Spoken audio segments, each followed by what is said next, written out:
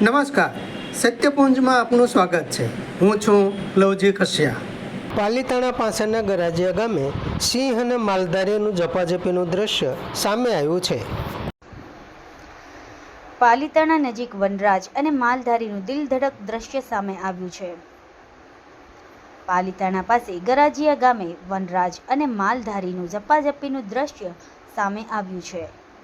ગીરના સિંહે હવે બૃહદ ગીર સહિત અન્ય વિસ્તારોમાં તેમનું વિચરણ સાથે નિવાસ વિસ્તારી રહ્યા છે. ગીરના સિંહ આપણું ગૌરવ છે, પરંતુ અન્ય વિસ્તારોમાં તેમના દ્વારા માનવ જીવન સામે જોખમ ઊભું થઈ રહ્યું છે. તે પણ ચિંતાનો વિષય છે. તાજેતરમાં જ પાલીતાણા પાસે આવેલા ગરાજીયા ગામે વનરાજ દ્વારા થયેલા હુમલાના દ્રશ્યો વહેતા થયા છે. વનરાજ અને માલધારીનું ઝપાઝપીનું દ્રશ્ય સામે આવ્યું છે અને સ્વાભાવિક ઉચાટ પણ રહ્યો છે.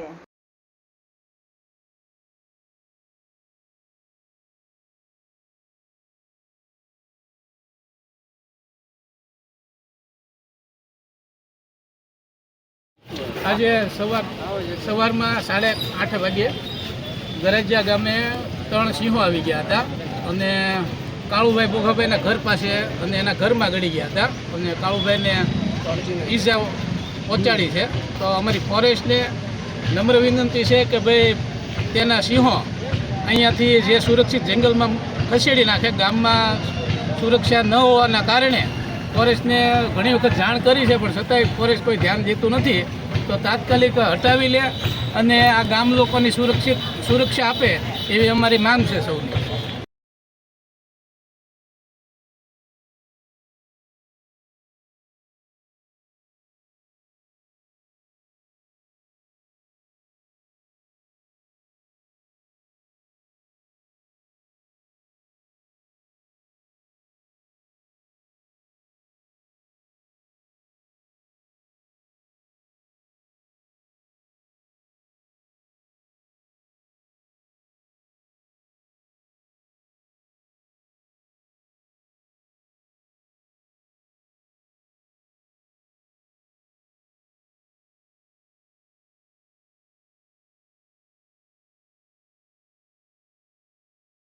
તમારું નામ?